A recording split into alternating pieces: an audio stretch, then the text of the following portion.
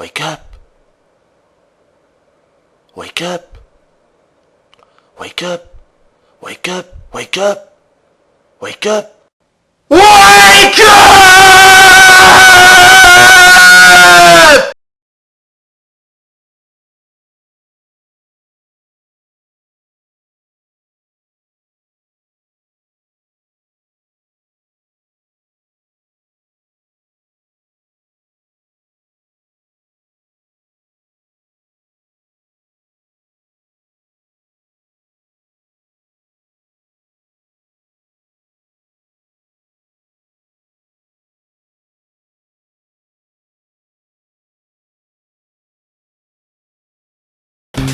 Ah, vraiment une musique qu'on n'oublie pas. Voilà, c'est vraiment une musique qu'on n'oublie pas. Ça devait bien faire 15 ans que j'avais pas rebranché, j'avais pas remis la cartouche dans la Mega Drive et pourtant c'est comme si ça datait d'hier. Je me souviens parfaitement de cette musique. Vraiment une OST très spéciale, hein, une OST très spéciale là dans ce, j'allais dire dans ce Earthworm Jim, mais non pas du tout, dans ce ToadGem et Earl. ToadGem et Earl, c'est un jeu totalement délirant, hein, qui était sorti à l'époque uniquement sur Mega Drive en 91. Et c'était un jeu qui se démarquait pas mal des autres productions que l'on pouvait voir. Comment dire, c'est un ovni, voilà, c'est ce qu'on appelle un ovni vidéoludique.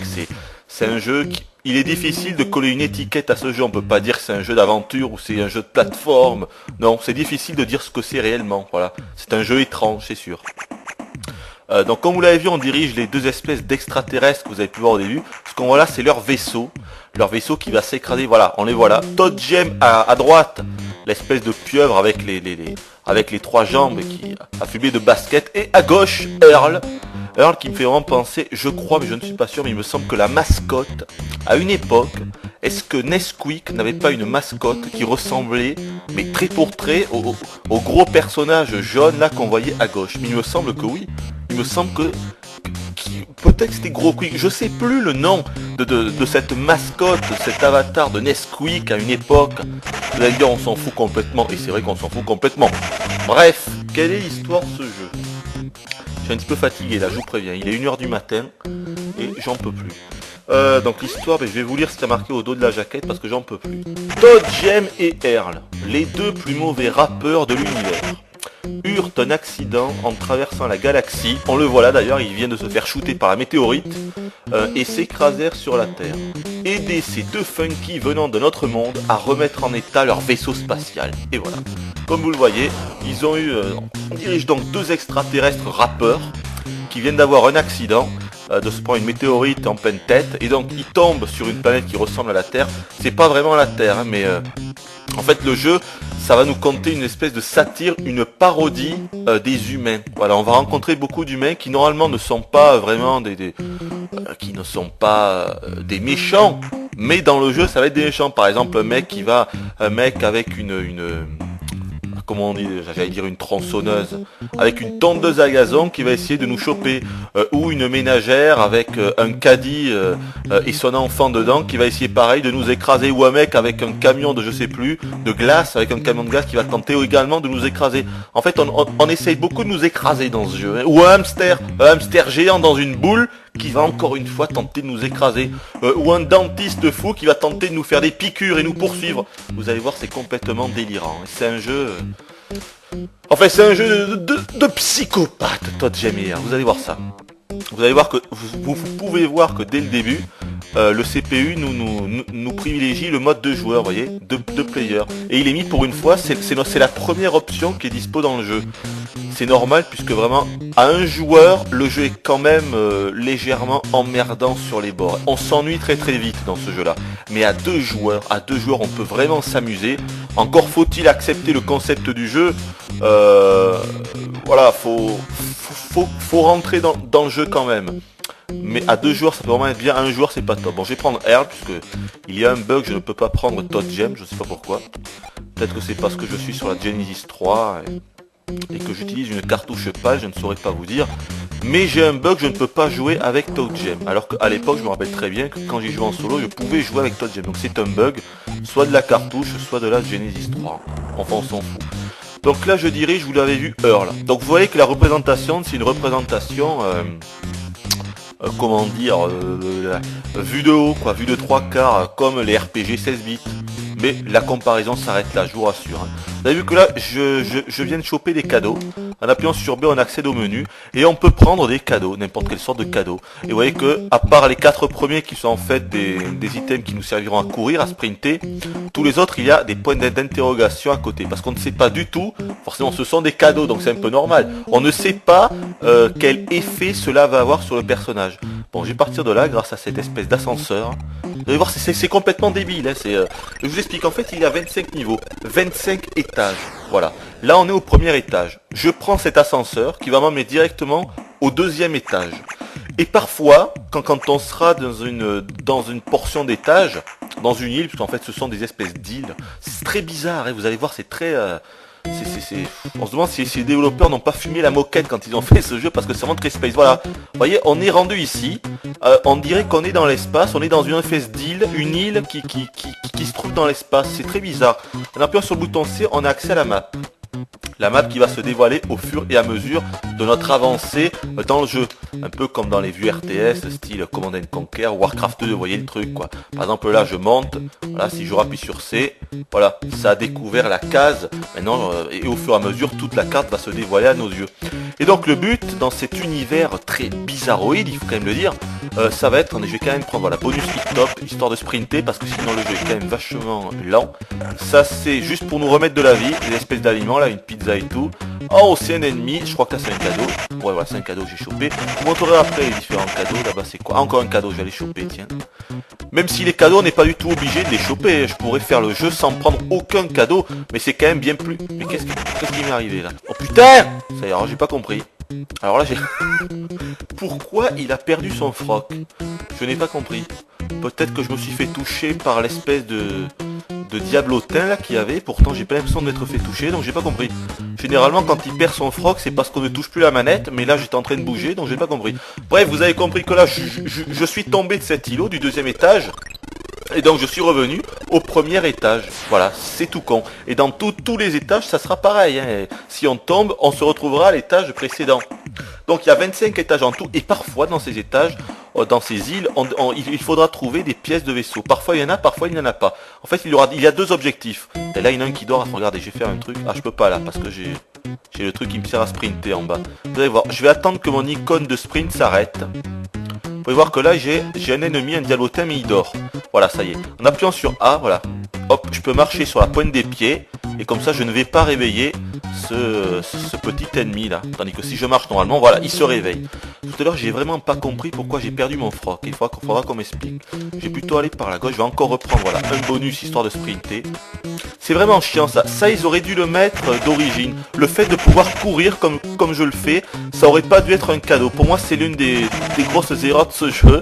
C'est que on aurait dû pouvoir courir, pouvoir sprinter quand on le veut et pas uniquement devoir utiliser un cadeau parce que voilà, on est limité et le fait de marcher quoi comme ça pour pouvoir découvrir le monde, c'est exaspérant à la longue parce qu'il se passe pas grand chose. Vous voyez qu'il n'y a pas beaucoup d'ennemis, toutes les îles se ressemblent toutes. Là j'ai découvert un autre passage vers le bas, il n'y a rien du tout. Ah voilà, là j'ai découvert la porte. Alors voyez, en appuyant sur C, sur B, voilà, je vois le vaisseau No pièces on Earth level. Ça veut dire que dans cette île-là, dans ce niveau-là, il n'y a aucune pièce de vaisseau à récupérer. Donc il est inutile que je reste ici. J'ai trouvé la porte, j'ai trouvé l'ascenseur. Donc je prends cet ascenseur qu'il faut également trouver dans tous les niveaux. Il y a deux choses à trouver. À la fois l'ascenseur, ce machin-là, qui nous permet, dans une scène complètement psychédélique, hein, telle que celle-ci, d'accéder là au troisième étage, également de trouver une pièce de vaisseau, mais il n'y en a pas à chaque fois dans tous les niveaux. En fait c'est marqué, voyons, est-ce que là il va y en avoir une? Ah ben il y en a toujours pas, j'ai pas de bol là, il y en a toujours pas. Allez, si j'appuie sur B, voilà, no pièces on Earth level, ça veut dire que là je dois seulement trouver la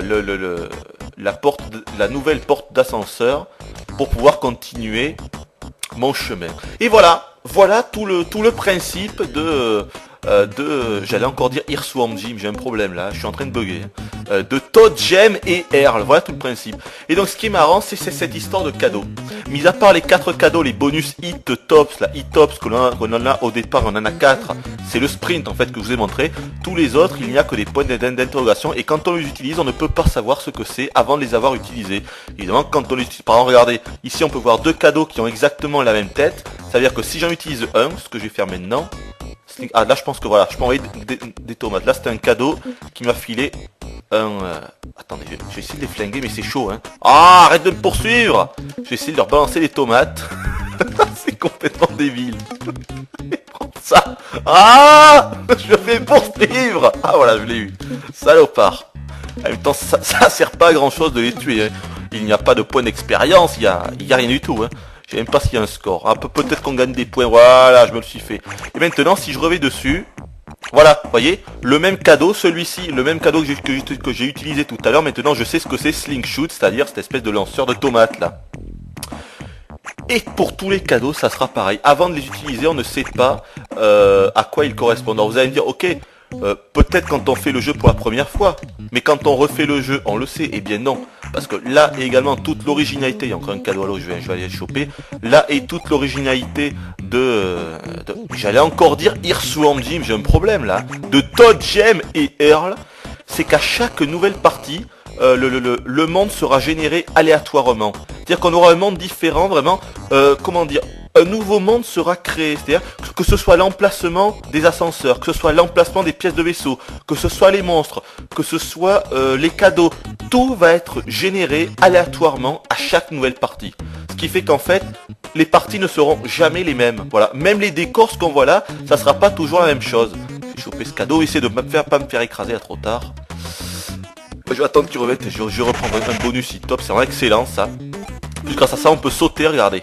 J'ai compris ça ici. Voilà, ça c'est excellent, on peut sauter comme ça. Les animations sont franchement pas mal du tout. Donc là, mais là je n'ai pas de bol. Ah voilà. Ces petites routes servent pour aller plus vite. Et regardez, si je vais là, je vais pas super vite, tandis que si je vais sur la route, hop, ça me permet d'aller un peu plus rapidement. Ah, là je crois qu'il y a un téléphone. Alors attendez, je vais essayer de le choper. Il y a un téléphone qui sonne. Il va pas sonner pendant très longtemps. On ne sait jamais où il se trouve. Merde, je vais pas l'avoir. Ah là, je vais pas l'avoir. S'il est là-bas. Oh putain, j'ai tenté de sauter. Allez, regardez le téléphone. Hop, ça dévoile 3 ou 4 cases aléatoirement sur l'île. Voilà, donc les téléphones, il vaut mieux les choper. L'espèce d'arête de poisson, là, si je la prends, je vais perdre de l'énergie. Donc mon énergie, c'est en bas, c'est juste au-dessous de Earl. À droite tout à droite, les 3 petites étoiles, c'est mon nombre de vie. Et le chiffre 3 à côté de l'icône de Earl, c'est l'étage où je suis. Là, je suis au 3e étage. C'était là-bas, je crois qu'il y a quelque chose. À une vainée. Alors, regardez ce qui se passe. Si je m'approche trop près, bah, c'est aléatoire. Hop, je vais me mettre à danser, en fait. Elle va m'envoûter et je suis obligé de danser. Là, ça n'a pas vraiment d'importance parce qu'il n'y a pas de monstre à côté. Mais dans les niveaux ultérieurs... Attendez, ultérieurs. Les niveaux ultérieurs. Est-ce que ultérieur, c'est avant ou c'est après? Attendez. Niveau ultérieur. Niveau ultérieur. Non, je pense que ultérieur c'est après, donc c'est bon. Dans les niveaux ultérieurs, si par exemple il y avait un ennemi juste à côté et que cette vainée nous oblige à danser, l'ennemi aurait tout loisir de venir nous attaquer. Et là je commence à avoir marre de danser, je vais aller choper ce cadeau, voilà. Et donc les cadeaux, c'est la grosse originalité du jeu, c'est vraiment grâce à ça qu'on peut s'amuser. Bien sûr, mode de jeu, après je vais utiliser un autre au hasard, celui-là. Qu'est-ce que c'est? Voilà. Ça, c'est un cadeau empoisonné. C'est-à-dire que voilà, maintenant, j'ai un nuage qui reste au-dessus de moi. Et en plus, je peux plus bouger. J'ai un nuage. Ah, peut-être que si je vais dans l'eau, le nuage va se dissiper, je sais pas. Je crois pas, hein, mais bon, je vais quand même tenter. Oh non, il reste, on va partir. Donc ce nuage m'envoie un éclair aléatoirement et qui me fait perdre de la vie. Ah, il y aura beaucoup de cadeaux. Ah, mais voilà la porte, ça y est, je l'ai trouvé. Allez, on va y aller. Puisqu'il n'avait pas de pièces. Ah zut, là j'aurais pu aller prendre le gâteau en haut. Ça m'aurait régénéré mon énergie. Parfois il y aura des aliments nocifs ou des aliments qui nous servent à nous régénérer. Bon, j'espère qu'au 4e étage il y aura une pièce de vaisseau. Encore une fois, c'est totalement aléatoire. Il y aurait pu avoir une pièce de vaisseau au 2e étage comme au 3e. C'est totalement aléatoire sur les 25 niveaux du jeu. Ce qui est regrettable, c'est... Ah voilà, int ship pièce hier, ça veut dire qu'ici il y a une pièce de vaisseau. Ce qui est regrettable, c'est que au niveau des graphismes, ça sera toujours pareil. Voilà. La conception du jeu, je vais prendre mon dernier bonus, ça va aller plus vite. La conception du jeu, regardez là, il y a des requins dans l'eau. La conception du jeu est vraiment faite pareil, quel que soit le niveau, quoi. Ça, c'est vraiment dommage. C'est-à-dire les 25 niveaux. Ah putain, c'est une fausse boîte aux lettres. Je pensais que c'était une vraie. Grâce à ça, on peut acheter des cadeaux en fait, mais là non, puisque c'était une fausse boîte aux lettres. Faut faire gaffe qu'ils nous écrasent pas. Il y a également de l'argent à récupérer. Parfois, par exemple, si je trouve le personnage carotte, l'espèce de mec avec un costume de carotte, si je lui donne du fric, il pourra me dévoiler. Ah, là, c'est bien parce que j'ai trouvé l'autre porte. Voilà. Par contre, on va tenter d'aller, je dirais par là-bas, pour essayer de choper la pièce de vaisseau, parce que je suis pas encore allé. Là, il n'y a que dalle. Bon, évidemment, c'est pas très palpitant, comme vous allez me dire. On se fait chier assez rapidement. Et je vous dirais que oui, c'est vrai, en solo, on s'ennuie très vite. Mais à 2 joueurs, le jeu prend une toute nouvelle dimension. Ah, le téléphone. On va tenter d'aller... Ah, c'est chiant, ça. On va tenter d'aller par là. Ah, non, il était pas. Il devait être de l'autre côté, tant pis. À moins qu'il soit en haut. Je crois que j'ai raté le téléphone, mais c'est pas grave. On va choper notre cadeau. Qu'est-ce que c'est? Ça y est, tomatos. Ah, mais là, je peux lancer les tomates. Mais cette fois-ci, j'ai plus le... Mais comment ça s'appelle déjà le lanceur de tomates? C'est pas le lanceur de tomates, ça veut rien dire. L'espèce de truc là, mais je ne sais plus comment on dit. Avec les tomates, on peut également les envoyer à la main. Je vais en utiliser un autre. Superbe. Alors ça c'est un cadeau totalement empoisonné qui me fait mourir, c'est la fête. Je ne pouvais rien faire. Voilà, c'est un cadeau électrifié. On a 3 vies en plus, donc voilà, c'est un peu chiant parfois quand on se prend un cadeau et qu'on meurt sans le vouloir, c'est pas chiant. Un autre cadeau. Robustra, je crois que c'était juste... Ah non, ah je sais plus ce que c'est ça. On laisse en fait une espèce de buisson derrière nous et je ne sais plus à quoi ça sert. Peut-être pour ralentir les ennemis ou je ne sais plus. L'item ici, hop, c'est l'argent. Voilà, ici. Bug, c'est en bas, 4. Et pour l'instant, je n'ai pas encore trouvé de personnage, donc je peux pas utiliser mon argent. Hop, un autre cadeau, qu'est-ce que c'est? Ah, un épouvantail. Ça sert, je crois, pour certains ennemis. Ben, pour les berner, bien sûr. Hein. Ils iront sur mon épouvantail plutôt que de me suivre à moi. On va en tenter un autre, parce que j'en ai beaucoup. Qu'est-ce que c'est ça? Peut-être que c'est pour me remettre de la vie, je ne sais plus.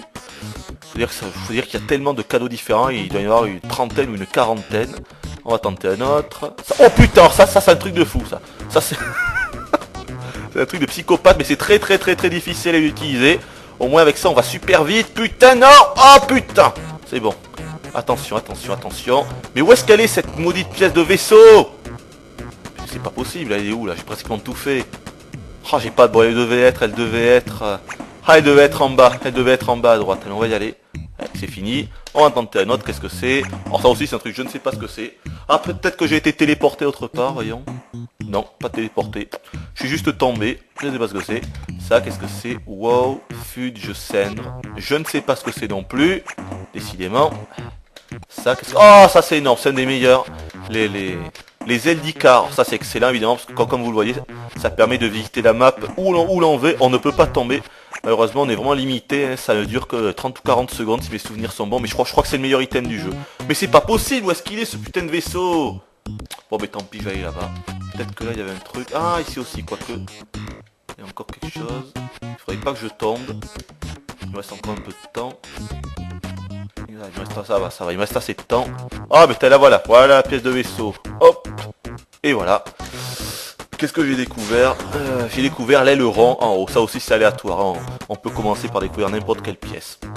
Voilà, maintenant, il faut que je retourne. C'est un jeu très con, hein, et ultra répétitif. Je dois juste retourner à la porte que l'on voit, voilà, juste en dessous, là, elle est en bas. Histoire d'arriver au 5e niveau et de refaire pareil, de refaire rebelote.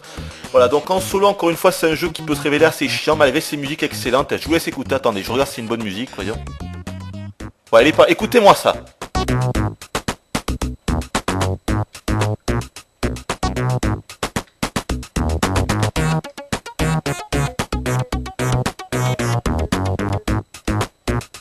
Voilà, elle est excellente. Les musiques sont vraiment excellentes dans un style funk, rap.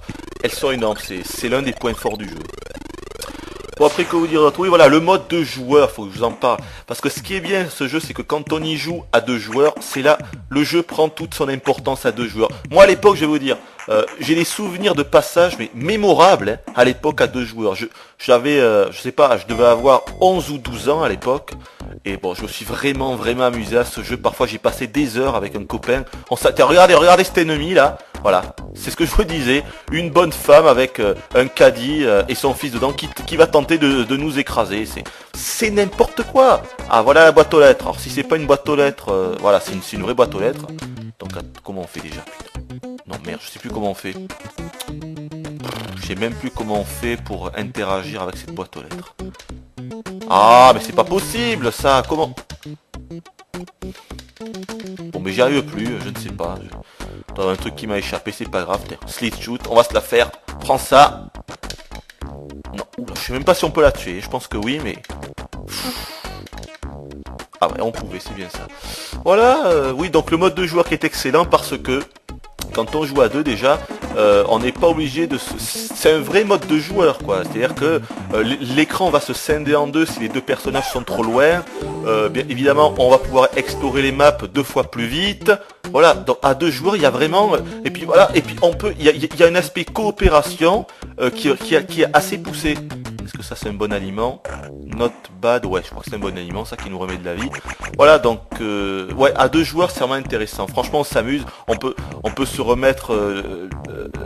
les 2 joueurs peuvent se remettre leur jauge de vie en se frappant dans les mains. Il y a vraiment un aspect coop qui est assez poussé, qui est vraiment intéressant quand on joue à 2. Mais seul, je vous cache pas qu'on s'emmerde. Mais vous le voyez d'ailleurs, hein. Voilà, il faut aimer l'exploration, quoi. Il faut aimer l'aventure, parce qu'il faut vraiment tout explorer. D'ailleurs, là, vous l'avez vu ici, il faut se rendre jusqu'ici pour que cette nouvelle portion de terrain apparaisse comme par magie. Vous voyez, comme là, par exemple, vous voyez, comme là, vous voyez, on avance et un espèce de petit raccourci, une parcelle de terrain se met tout à terre. Alors lui, là, il est énorme. Écoutez le bruit.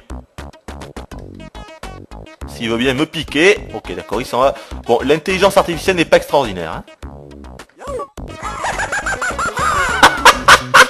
C'est énorme sans rire. Ah ouais, non. Ça aussi, je m'en souvenais, c'est énorme. Allez, on va prendre un autre cadeau. Ah, les chaussures à ressort, elles sont pas mal aussi. Alors, regardez également l'animation qui est pas trop mal, hein. L'animation est pas mal. Donc évidemment, cette chaussure, vous voyez, l'autre là-bas, elle dort. C'est-à-dire que si je passais devant elle, sur la pointe des pieds... Ah, encore le téléphone. Mais alors, pour le trouver, à chaque fois, c'est complètement aléatoire. Il peut être à droite, il peut être à gauche, il peut être en haut. Ah, on va tenter par là, sauf qu'il n'y a que dalle. Hop. Ah, peut-être qu'il est par là. Non, il est pas par là. Voilà, ça vous avez compris le truc. Est-ce qu'il y a une pièce de vaisseau ici? Nos pièces. Et bien évidemment, j'aurais pas eu de bol dans cette vidéo. Nos pièces, vous aurez vu qu'une seule pièce. Voilà, il n'y a pas de pièce ici. Et encore une fois, vous voyez que toutes les maps se ressemblent vraiment. La seule différence, c'est qu'à un moment, on aura du désert, fait plutôt du sable en fait, du sable mouvant. Mais c'est tout. Toutes les maps se ressemblent vraiment, c'est vraiment dommage. Moi, c'est l'un des gros défauts que je ferai au jeu. Voilà. Et également, vous le voyez, évidemment, l'humour est omniprésent, mais ça, vous l'avez vu. Il faut aimer, c'est un humour, bon, ça prend ou ça prend pas, ça dépend des personnes. À l'époque, j'avais adoré, mais c'est vrai que j'avais 11-12 ans, donc j'étais assez jeune. Bon, là, je vous avoue que ça prend un peu moins, hein, quand on prend... voilà, c'est pas un jeu, je pense, pour adultes, je pense qu'il est difficile vraiment de rentrer dans cet univers assez bizarroïde, hein, je vous le cache pas. Allez, je vais quand même faire les autres cadeaux, non ça c'était juste pour me mettre de la vie, je pense. Ça c'est quoi? Ah ben voilà, là j'ai fait apparaître un téléphone, il y a même des cadeaux qu'il faut apparaître un téléphone, donc qui nous sert pour faire apparaître d'autres... Ah ben voilà la porte, tiens, allez, je vais y aller. Un dernier coup, peut-être qu'il y a un cadeau, non, encore l'espèce de fou là, le psychopathe fou qui nous pique avec sa seringue. C'est n'importe quoi. Plus tard on aura quoi? C'est n'importe quoi. Plus tard on aura une foule. On aura 4-5 personnes qui vont courir en fait. Qui symbolisent une foule humaine. Et qui pourraient nous écraser. Ou on aura un camion de glace pareil qui pourrait nous écraser. Plein de trucs complètement tous plus loufoques les uns que les autres. C'est un univers complètement déjanté. Ah mais voilà le sable. Comme ça vous aurez vu tous les différents environnements. Ah et voilà enfin un personnage. Il y a l'homme carotte, il y a le Père Noël. Et il y a ce personnage là. Mais pourquoi j'arrive pas... Ah voilà, Goth, ben voilà. Là il me demande des bucks, donc en fait l'argent du jeu. Et je crois que lui, il nous sert à nous remettre de la vie. Je sais plus, mais regardez ma vie en bas, on va voir. Ah voilà, c'est ça. Avec le Alléluia, il nous sert juste à nous remettre de la vie. Et on pourra rencontrer comme ça plusieurs personnages qui nous aideront dans notre quête. Et je vais tenter ça, qu'est-ce que c'est? Alors ça c'est une bouée, évidemment c'est quand on est dans une surface, enfin dans un lac. Non, putain, je suis tombé. Vous allez voir, je suis tombé, forcément je vais me retrouver au 5e étage. Ah là j'ai du bol. Ah, j'ai du bol parce que je me retrouve juste à côté de l'ascenseur, mais c'est pas forcément le cas. Hein. C'est-à-dire que quand on tombe, on se retrouvera. Il y a une certaine logique parce que par exemple, si j'étais tombé tout en haut, tout au nord, eh ben je me serais retrouvé à l'étage d'en dessous, mais au nord aussi. Hein, donc ça peut être très complexe.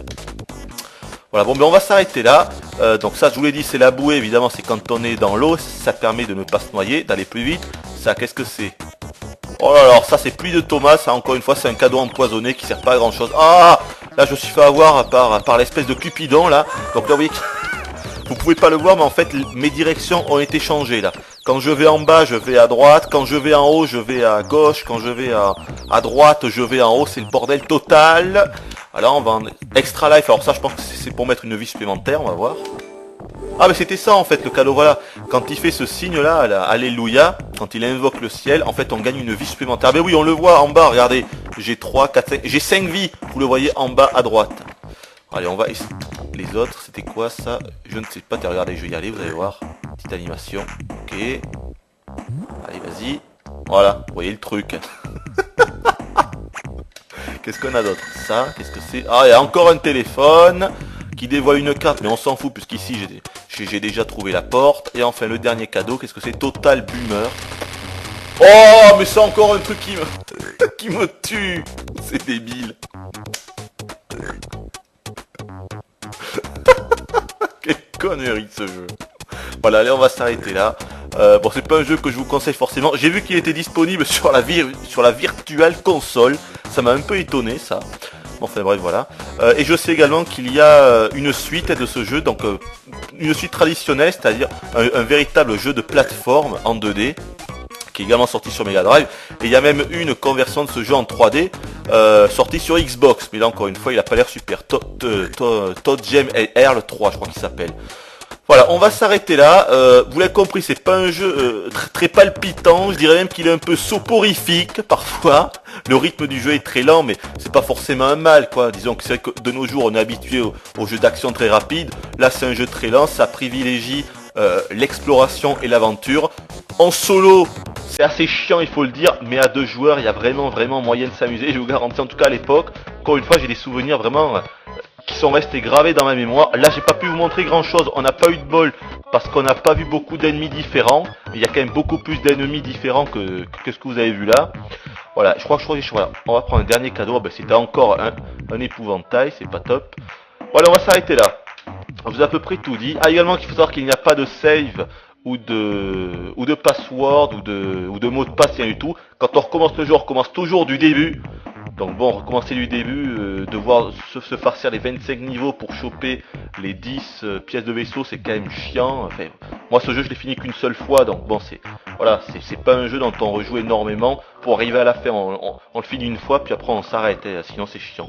Faut environ 2 heures pour le finir, voilà, quand on le finit. Quand on veut le finir. Non, saleté d'abeille. Je voulais vous montrer le wake up pour finir là, et voilà, je me suis fait avoir. Je vais essayer de partir. Parce que je vais vous montrer le wake up. Ah, c'est pas vrai, je vais me faire poursuivre par ces abeilles maintenant. Oh non, pas le fou, c'est pas vrai. Je vais aller là-bas, histoire qu'il n'y ait personne. Non, non, non. C'est pas possible. Alors. Oh, et en haut, il y a le Cupidon. Bon, c'est pas grave, allez, je vais tomber. Allez, je vais tomber. Tant pis, allez, oui, vas-y. Là, il bascule. Hop, j'insiste, et il tombe. Alors, on s'arrête là, j'en peux plus. Je vous dis bye bye, et à la prochaine.